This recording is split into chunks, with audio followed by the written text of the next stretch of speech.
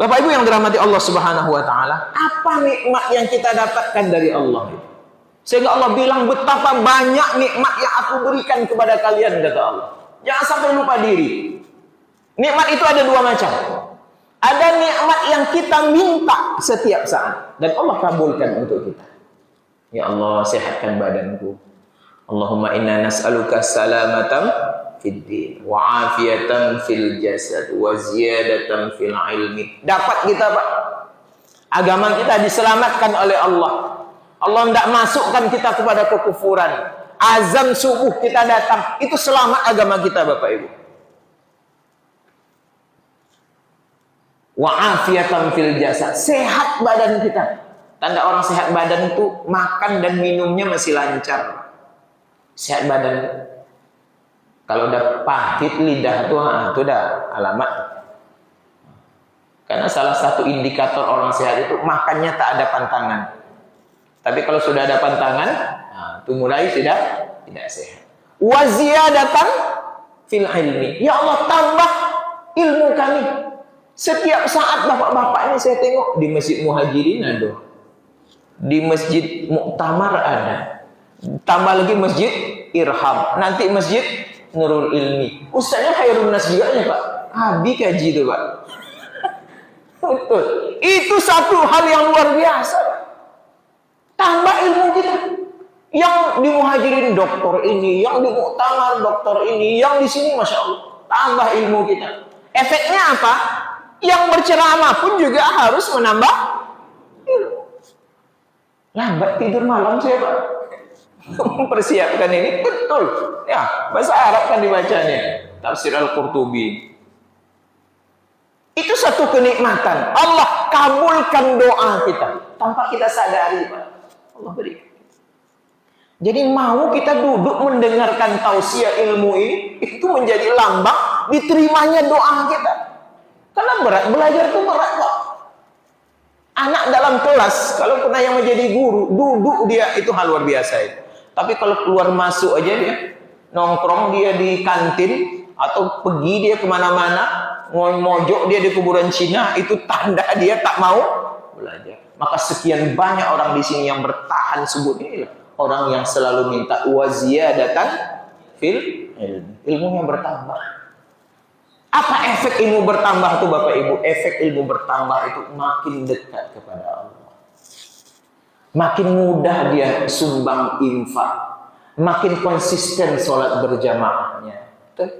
Makin dia jaga auratnya.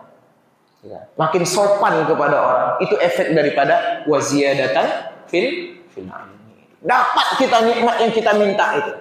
Tapi ingat kata Allah, wa atakum min kulli ma sa'altumu. Ada nikmat yang kalian kadang-kadang tak minta. Kita tak minta kepada Allah, tapi Allah terus akan beri. Mana kira-kira yang lebih banyak kita minta daripada yang tidak kita minta, tapi didatangkan Allah yang tidak kita minta. Ini yang kadang kita lupa kita, Pak. Lupa kita. Pernah kita minta air minum kepada Allah, air untuk mandi, tidak pernah doa kita. Siapa yang pernah berdoa? Ya Allah, minta air minum. Tidak pernah. Tapi Allah siapkan air minum. Lancar minum kita, Pak. Sebab kalau tidak lancar minum kita, minum di atas keluar bolong nih. Pernah kita minta udara kepada Allah, oksigen yang begitu mahal, tidak pernah dalam doa kita jamin lah, Bapak Ibu. Minta oksigen setiap saat, tidak ada, Pak. Tapi walaupun tidak kita minta, Allah selalu datangkan untuk kita. Pernah kita minta matahari? Tidak. Berapa banyak ini gara-gara matahari? Pulsa listrik kita, bayaran listrik kita menjadi berkurang gara-gara matahari. Nah, itu nikmat Allah. Maka itulah termasuk bagian daripada Al-Kautsar. Ada lagi Al-Kautsar kata Imam Al-Qurtubi ini khusus untuk Nabi, Islam, atau Al-Quran, atau ada satu hal yang bagus. Yang keberapa itu? Nabi disebutkan Al-Kautsar itu adalah umat dan pengikut yang banyak. Jadi Nabi sudah diberikan Allah Al-Kautsar. Apa dia? Pengikut Nabi itu begitu banyak. Tidak seperti nabi-nabi yang lain, Pak. Sedikit pengikut Nabi itu.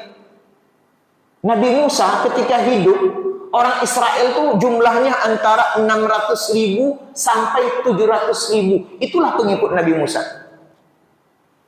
Tapi Nabi Muhammad hari ini, umat Islam di atas muka bumi ini kurang lebih ini 1,9 miliar orang. Itu nikmat Allah yang luar biasa. Maka Nabi ingatkan, tazawwajul waludal wadud. Kalian yang mau nikah, kata Rasulullah, cari perempuan itu yang punya dua sifat. Satu, al-walud. Nampak perempuan itu akan melahirkan anak yang banyak. Gimana caranya, Ustaz? Tengok emaknya. Kalau banyak emaknya punya anak, insya Allah tuh anaknya juga akan banyak. Itu contoh, Pak. Iya, Pak. Yang kedua, al-wadud. Al-wadud itu dia suka untuk memelihara anak. Tidak disia-siakannya anaknya. Senang dia, lahir anaknya, dia rawat baik-baik. Walaupun sakit, pas melahirkan itu tobat dia. Tapi besok tambah juga anaknya lagi. Nah, kan ibu-ibu kayak gitu kan, cukuplah satu uangnya. Berat melahirkan, tapi tahun besok dapat pula satu lagi. Sampai akhirnya berhenti seboleh, Pak. Nah, itulah.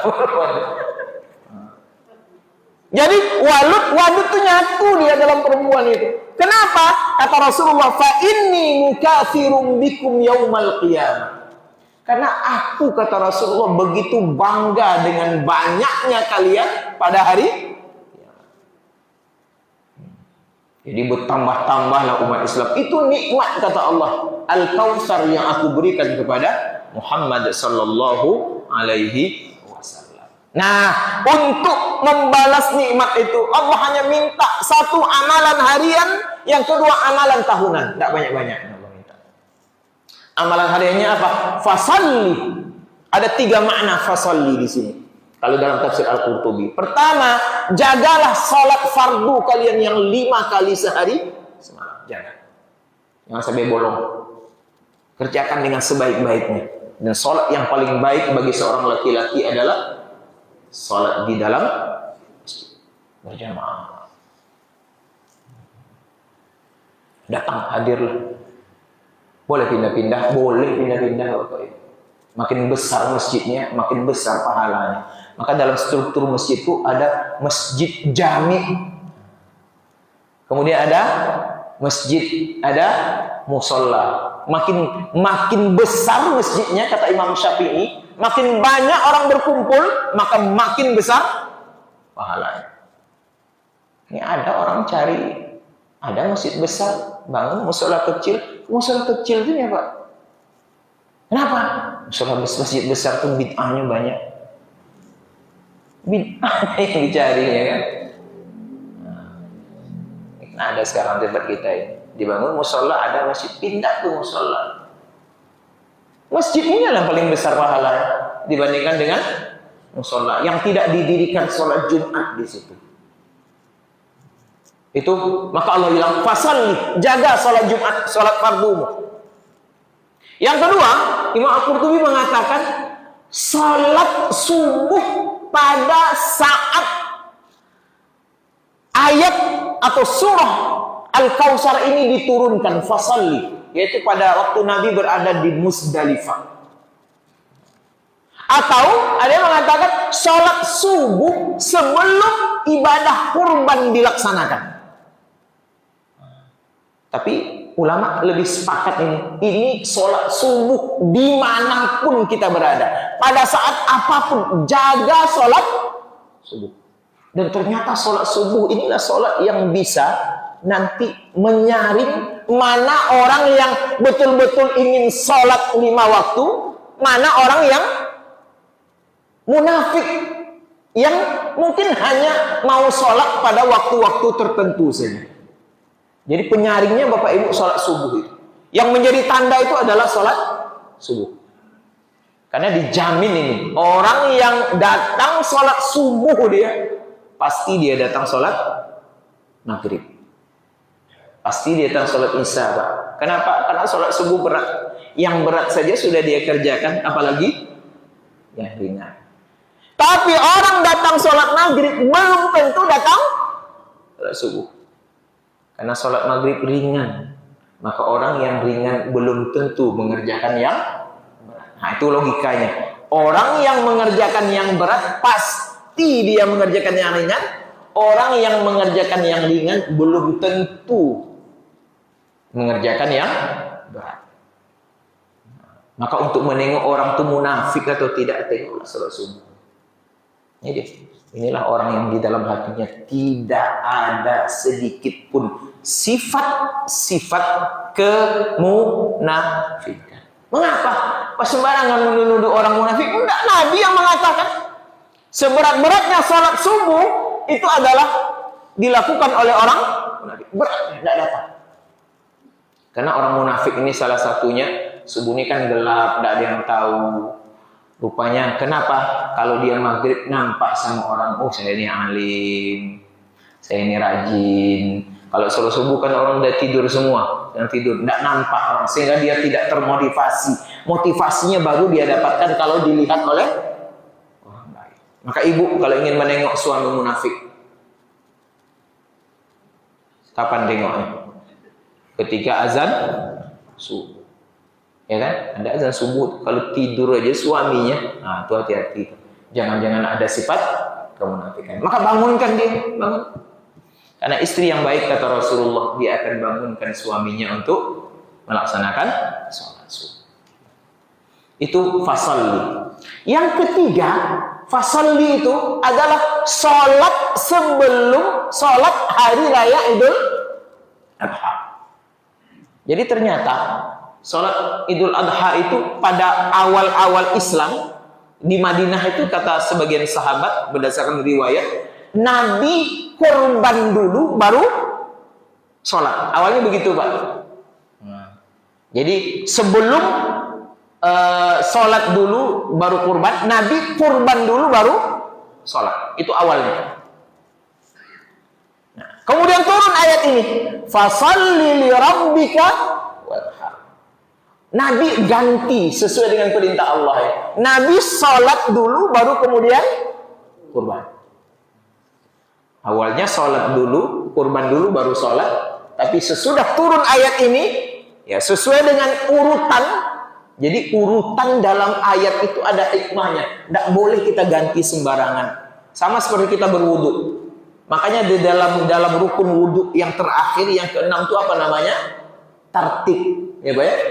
Fausilu wujuhakum wa aydiyakum ilal marafiqi wamsahu biru'usikum wa arjulakum. Ini ditutup dengan tartib di dalam wudu. Maka tidak boleh kita mendahulukan tangan daripada wajah. Tidak boleh mendahulukan kepala daripada tangan, karena itu tak tertib.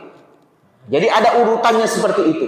Karena Allah tidaklah memerintahkan sesuatu kecuali urutannya itu sudah pasti lebih bagus kalau itu datang dari Allah. Maka Nabi Muhammad kemudian salat dulu baru kemudian kurban. Maka kata Nabi, siapa yang menyembelih kurbannya sebelum melaksanakan sholat, kemudian dia berikan kepada keluarganya, dia hanya seperti menyembelih hewan biasa.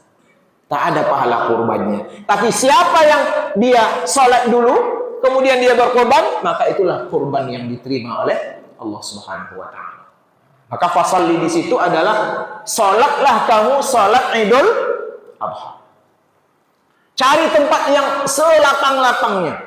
Kita ada sholat di sini saja, di masjid kita. Oh, di lapangannya. Ini bagus kok. Ini bagus di lapangan. Fasalli li rabbika. Yang kedua, perintah Allah pada saat kita di tanggal 10 Zulhijjah itu. Bahkan dilanjutkan dengan tanggal 11, tanggal 12, tanggal 13 yang kita sebut dengan hari tasyrik. Jadi 4 hari itu kurban. Maknanya apa? Kalau banyak kurbannya, jangan dipaksakan untuk kita selesaikan tanggal 10 Zulhijjah. Bisa tanggal 11 boleh, tanggal 12 boleh, tanggal 13 boleh. Tidak ada masalah. Oh, dia dapat 3 kantong, tidak ada masalah. Karena sepertiga dari kurban itu boleh kita sedekahkan. Cuman kalau hanya 5 ekor tentu selesai tanggal 10 saja. Intinya lagi Allah ingatkan, banyak-banyaklah berkurban. Itu pesan terselubung Allah kepada kita. Wanhar diambil dari kata-kata nahar, artinya mengalirkan darah. Apa yang kita alirkan darah itu? Walikulli ummatin ja'alna mansakan liyadhkuru ismallahi ala ma razaqahum min bahimatil an'am. Darah yang kita alirkan itu sudah Allah atur. Tidak setiap hewan itu bisa kalian sembelih. Yang bisa kalian sembelih namanya binatang ternak. Dan tidak semua binatang ternak yang bisa kalian sembelih. Dijelaskan lagi oleh Al-Quran. Hanya 4 jenis. 1, onta, sapi, kibas, kambing. Selain itu tak bisa. Jadi di dalam istilah Al-Quran itu ada taksis. Umum dia di satu ayat, diperinci oleh Allah di ayat yang lain. Nanti diperinci lagi di tempat yang lain. Jadi kalau ikan lele tidak bisa, walaupun namanya ternak. Burung puyuh tak bisa, walaupun namanya ternak. Ayam tak bisa, walaupun namanya ternak. Yang diternakkan yang boleh itu onta, silakan. Tapi onta ini payah pula nih Pak Yu. Ya. Bukan kita tak mampu membeli, tapi tak ada tempat membelinya. Dan itu sunnah Nabi Pak. Saya merasa sunnah Nabi. Sunnah Nabi itu salah satunya kalau Nabi berkorban 1 ekor onta. Cari onta di sini. Ada jual onta di pasar-pasar atau tidak ada. Tapi ini bolehlah kita jadikan sebagai pengembangan ke depan.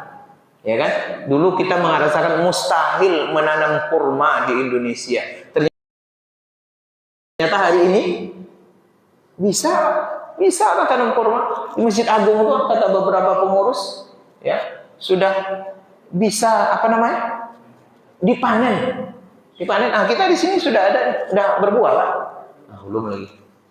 Yang penting tumbuh dulu dia, Pak. Nanti cari pula cara bagaimana dia berbuah. Kalau tidak mau dia taruh parang dekat pohonnya. Dia ancam dia.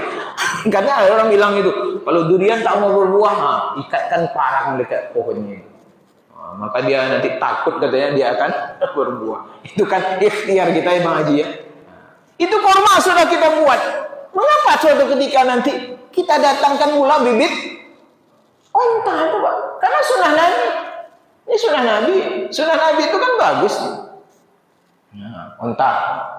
Di bawah onta kambing, sapi. Bisa 7. Onta bisa 7. Sapi bisa 7. Di bawahnya lagi kibas. Di bawahnya lagi kambing. Di bawah itu tak ada.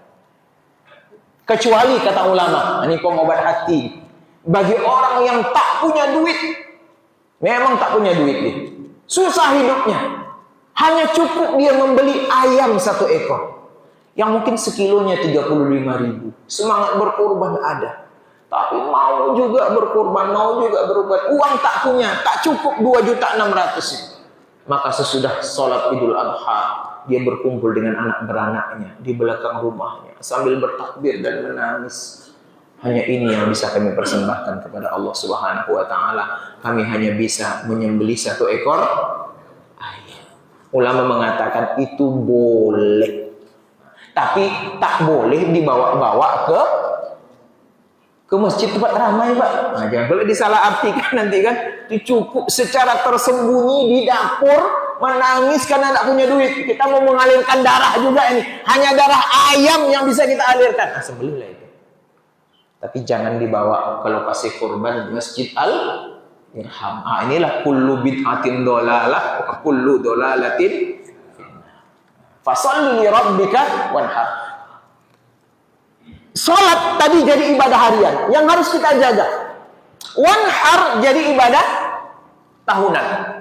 Tidak banyak-banyak Allah minta 2.600.000 dari mungkin sekian puluh miliar atau mungkin sekian ratus miliar yang Allah berikan setahun kepada kita. Allah minta 2,6 juta. Berikan kepada Allah Subhanahu wa taala.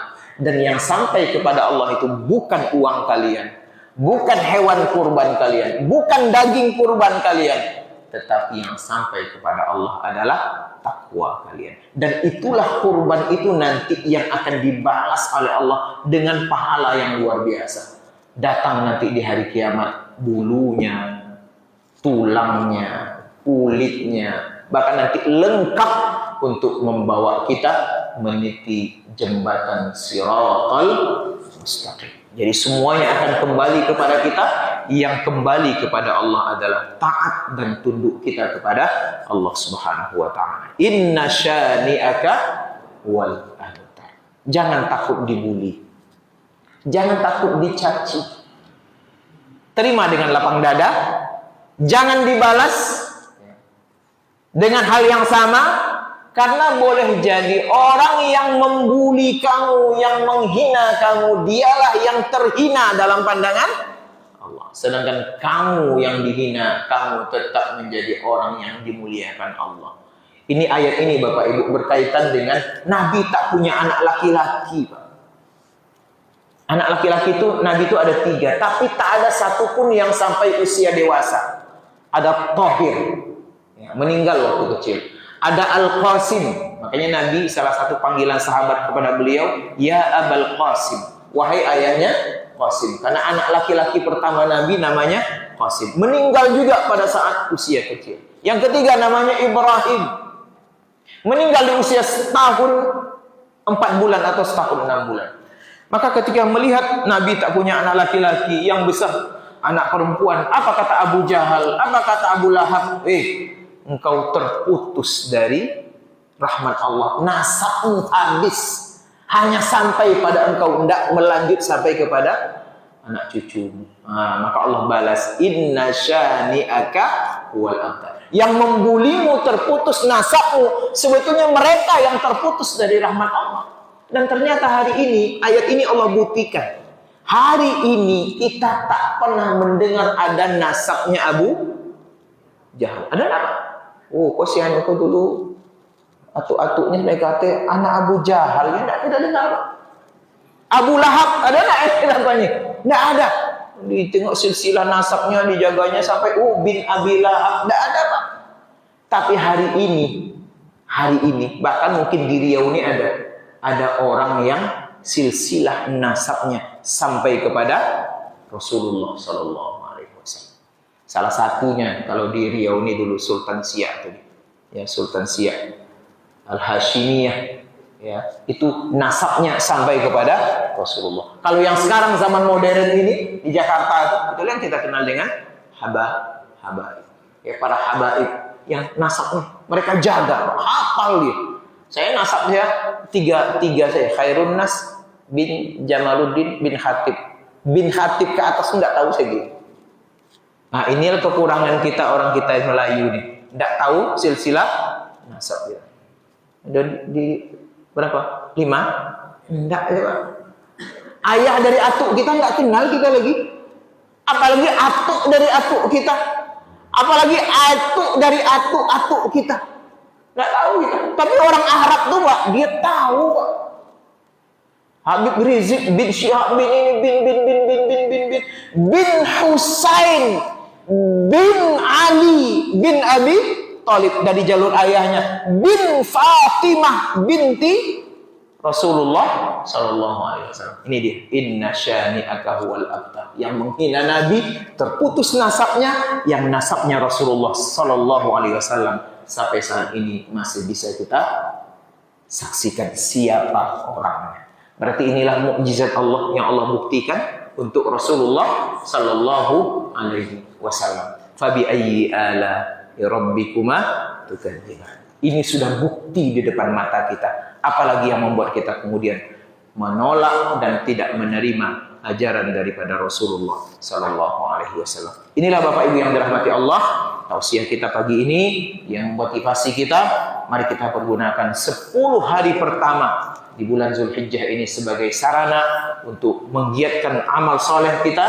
Ya, segala macam amal soleh dilipat gandakan oleh Allah sampai nanti hari Arafah, hari yang ke-9, dan puncaknya adalah hari yang ke-10 yang kita sebut dengan hari raya Idul kurban. Mudah-mudahan Allah berikan kita istiqamah, sifat istiqamah dalam hati untuk terus melaksanakan amal soleh. Ya, mumpung ada waktu yang Allah berikan untuk kita, yang itu merupakan bekal kita nantinya untuk menghadap kepada Allah Subhanahu wa taala. Amin ya rabbal alamin. Ada pertanyaan Bapak Ibu? Alhamdulillah tidak ada. Mudah-mudahan bermanfaat untuk kita semua. Hadanallahu wa iyyakum ajmain. Wabillahi taufiq wal hidayah. Assalamualaikum warahmatullahi wabarakatuh.